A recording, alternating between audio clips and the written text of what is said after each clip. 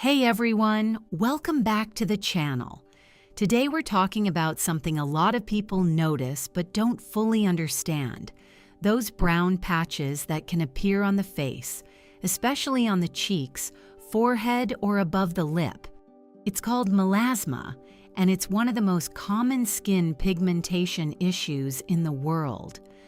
I'll be honest with you, treating melasma can be challenging. It doesn't always disappear completely, and it has a habit of coming back. That's why many people describe it as stubborn or frustrating. But with the right approach, many people see noticeable improvement and can keep it under better control. So what exactly is melasma? Melasma is a long-lasting skin condition where certain pigment cells in your skin, called melanocytes, become overactive. These cells start producing too much melanin, the natural pigment that gives your skin its color. The extra melanin gets deposited in the upper and sometimes deeper layers of the skin, creating visible brown or grayish patches. While melasma shows up most often in women during their reproductive years, men can develop it too, though it's less common. Now, why do some people get melasma while others don't? There isn't just one single cause. Instead, several factors usually work together. For example, if your parents or siblings have melasma, you're more likely to get it. Another important trigger is sunlight. Exposure to ultraviolet rays from the sun can kickstart or worsen melasma. Even small amounts of sun exposure can make existing melasma darker or bring it back after it has faded. People with medium to darker skin tones are also more prone to developing melasma. Finally, big hormonal shifts can trigger it too. This includes pregnancy, which is why it's sometimes called the mask of pregnancy, birth control pills, or hormone replacement therapy. So what does melasma actually look like? Well, just like in these photos, it usually appears as flat, light brown to darker brown patches on areas of the skin that get the most sun. Common spots include the forehead, the cheeks, the bridge of the nose, the area just above the upper lip, the chin. The edges of these patches are usually irregular, kind of blotchy or map-like rather than perfectly round. Sometimes melasma can show up in different patterns on the face. In rarer cases, it can appear on other sun-exposed body parts like the forearms, chest, or back.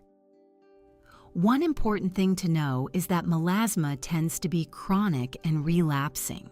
It might improve with care and protection, but it often returns with sun exposure, even if the exposure seems mild. The good news is that melasma is usually pretty straightforward to recognize. Most of the time, a dermatologist can diagnose it just by looking at the skin after a short conversation. To get a better idea of what's happening beneath the surface, doctors sometimes use two simple tools. The first is Wood's lamp. This is a special ultraviolet light that helps show whether the extra pigment is sitting mainly in the top layer of skin or deeper down. It's especially useful for people with lighter skin. The second is dermoscopy. Think of it as a high-powered magnifying glass for the skin. It lets the doctor see fine details of the pigment and blood vessels, which can help confirm the diagnosis and understand the depth of the pigmentation. These tools don't usually change the diagnosis, but they give helpful clues about how the melasma is behaving. Now that we understand what melasma is and why it happens, let's talk about the practical part, how to manage and treat it. First, it's important to understand that management is often challenging, with incomplete responses in many cases and frequent relapses. Most people need a combination of different treatments rather than just one. This usually includes strong sun protection, skin lightening creams, gentle exfoliation, antioxidants, and sometimes resurfacing procedures like chemical peels, all tailored to the person's skin type and how severe their melasma is. The goal is to lighten the existing patches, prevent new pigment from forming, and reduce the chance of relapse. Many people also use cosmetic camouflage, like color-correcting makeup or tinted creams, to mitigate the psychosocial impact of melasma while treating it. Now, the single most important part of treating melasma is strict sun protection.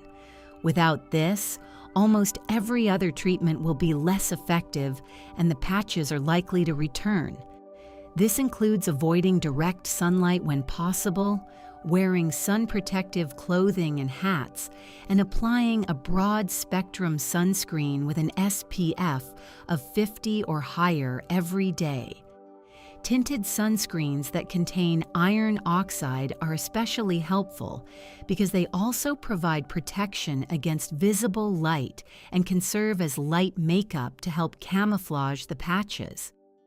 Sunscreen should be applied generously in the morning and reapplied every 2 to 3 hours while outdoors. For mild melasma, hydroquinone 4% cream is often recommended as the first choice treatment. It's a powerful skin lightener that helps fade the brown patches by slowing down pigment production. If someone cannot tolerate hydroquinone or has an allergy to it, there are good alternatives such as azelaic acid, kojic acid, niacinamide. These can be used on their own or in combination with each other. When melasma is more noticeable or covers larger areas, doctors often recommend a triple combination cream.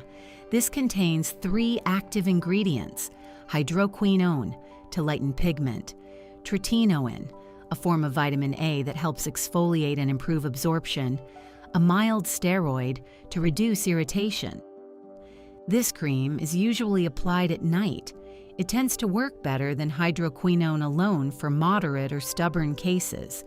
Treatment usually lasts 2 to 6 months depending on how the skin responds. If melasma doesn't improve enough with creams, the next step is often chemical peels. These are controlled exfoliation treatments performed in a clinic.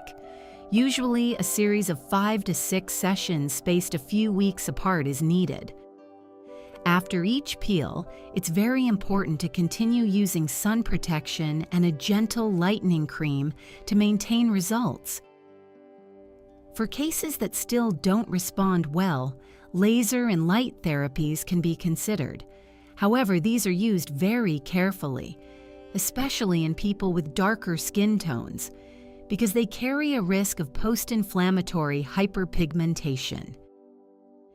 Even after the patches fade, melasma often comes back. That's why consistent sun protection and ongoing maintenance therapy are so important. To sum it all up, melasma is a common long-term skin condition where pigment cells go into overdrive, creating brown patches mainly on the face. It's driven by a mix of genetics, sun exposure, skin type, and hormones. It has a tendency to keep coming back, especially with sunlight. Treating melasma usually requires a combination of strict sun protection, skin lightening creams, and sometimes procedures like chemical peels. Results take time and patience, but with the right consistent routine, many people achieve significant improvement in their melasma. If you found this helpful, give the video a thumbs up. Subscribe for more clear explanations about skin and health topics, and leave a comment below. Thanks so much for watching. Take care, and see you in the next one.